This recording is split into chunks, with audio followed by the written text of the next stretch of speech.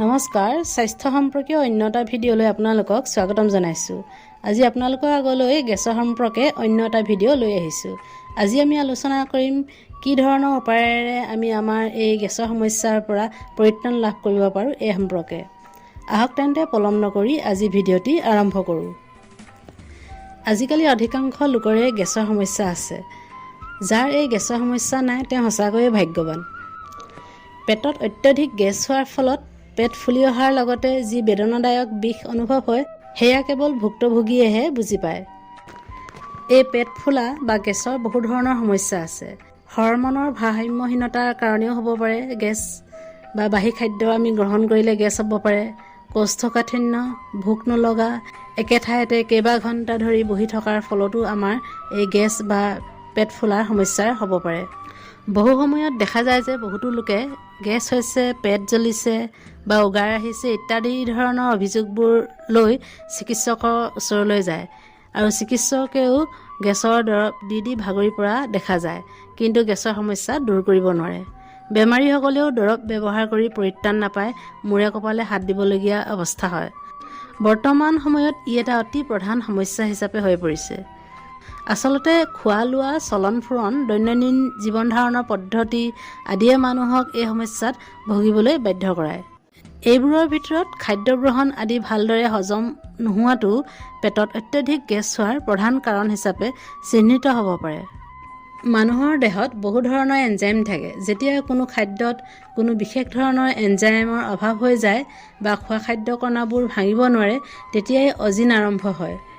খাদ্য কণাবোৰ ভালদৰে ভাঙিব নোৱাৰাৰ বাবেই শৰীৰে সেইবোৰ গ্ৰহণ কৰিব নোৱাৰে। কেতিয়াবা আকৌ খাদ্য গ্ৰহণ কৰাৰ পিছত ওলাই যোৱাৰ কোনো ৰাস্তা নাথাকে, তেতিয়া সেই খাদ্যবস্তু অজিন আৰম্ভ হয় আৰু ডিঙি জ্বলা, বমি লগা, পেট ফুলি থকা আদি ধৰণৰ সমস্যাসমূহে আমাক দেখা দিয়ে। কেতিয়াবা এনেকুৱা ধৰণৰ এটা সমস্যাই দেখা দিব পাৰে বা কেতিয়াবা গোটেইকেইটা সমস্যাও আমাক দেখা দিব পাৰে। তেতিয়া আমি জানিম যে আমাৰ এই গেছৰ সমস্যা আৰম্ভ হৈছে। গতিকে আপোনালোকে চিকিৎসকৰ ওচৰলৈ নোযোৱাকৈ ঘৰতে কেনেধৰণে এই গেছৰ সমস্যাৰ পৰা সমাধান লাভ কৰিব পাৰি এই কাৰণে কেইটামান উপায় আছে। গতিকে সেই উপায়সমূহ আজি আপোনালোকৰ আগত আলোচনা কৰিছোঁ। আপোনালোকৰ যদি এই গেছৰ সমস্যা হৈছে তেনেহ'লে আপোনালোকে এটা কাম কৰিব, নিয়মীয়াকৈ আপোনালোকে ৰাতিপুৱা গৰম পানী খোৱাৰ অভ্যাস কৰক। এই গৰম পানী খোৱাৰ ফলত আপোনালোকৰ পেট পৰিষ্কাৰ হোৱাৰ লগতে শৰীৰৰ পৰা অতি সহজে গেছ ওলাই যোৱাত সহায় কৰে। আপোনালোকৰ এই গেছৰ সমস্যাৰ পৰা আপোনালোকে ৰেহাই পাবৰ কাৰণে এটা কাম কৰিব, কিছুমান খোৱা বস্তুৰ পৰা আপোনালোকে বিৰত থাকিব লাগিব। পেটত গেছ তৈয়াৰ কৰা বস্তু যেনে ধৰক ব্ৰকলি, বিন আদি জাতীয় খাদ্য আপোনালোকে গ্ৰহণ নকৰিব। বহু লোকৰে আকৌ গাখীৰৰ পৰা তৈয়াৰ কৰা সামগ্ৰী খালেও গেছৰ সমস্যাৰ সৃষ্টি হয়। গতিকে আপোনালোকে যিমান পাৰে এই গাখীৰৰ পৰা তৈয়াৰ কৰা বস্তু খোৱাৰ পৰা আঁতৰি থাকক, তেতিয়াহ'লে আপোনালোকৰ এই গেছৰ সমস্যা নহ'ব। আৰু বিশেষকৈ ভজা খাদ্য, মিঠাই এইবিলাক খোৱাৰ পৰা আপোনালোকে আঁতৰি থাকক, কিয়নো এই বস্তুবোৰে পাচনতন্ত্ৰত অত্যধিক গেছ সৃষ্টি কৰিব পাৰে। কেঁচা বুট, মাহজাতীয় খাদ্য এইবিলাকৰ পৰাও আপোনালোকে আঁতৰি থাকক। এইবিলাকে পেটত অত্যন্ত গেছৰ সমস্যাৰ সৃষ্টি কৰে। এই গেছৰ সমস্যাত ভুগি থকা যিসকল লোকে গৰম পানী খাবলৈ অসুবিধা পায় তেওঁলোকে এটা কাম কৰিব, 1 চামুচ আজৱাইন বা জিৰা গুড়ি লৈ আপোনালোকে গৰম পানীত উতলাওক। এই উতলোৱা পানীখিনি ঠাণ্ডা কৰি পিছত পৃথক পাত্ৰত ৰাখক। তাৰ পাছত সেই পানী আপোনালোকে দুবাৰকৈ খাওক। এনেধৰণে যদি আপোনালোকে নিয়মীয়াকৈ খাই থাকে তেতিয়াহ'লে সেই গেছজনিত সমস্যা আপোনালোকৰ কোনোদিনেই নাথাকিব। এই গেছৰ সমস্যাৰ পৰা হাত সাৰি থাকিবলৈ আপোনালোকে চৰ্বিযুক্ত খাদ্য খোৱাৰ পৰাও বিৰত থাকিব। এই তেলেতীয়া চৰ্বিযুক্ত খাদ্যই পেটৰ হজম শক্তি দুৰ্বল কৰি পেলায়।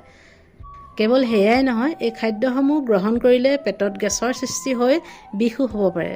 যদি কোনো লোকৰ হজমৰ সমস্যা বা পাকস্থলীৰ সমস্যা হৈ আছে তেনেহ'লে এনে খাদ্যবস্তু আপোনালোকে খোৱা বন্ধ কৰা উচিত। আপোনালোকৰ গেছৰ সমস্যাৰ এটা প্ৰধান কাৰণ হ'ল গৰমৰ দিনত খোৱা এই শীতল পানীয়।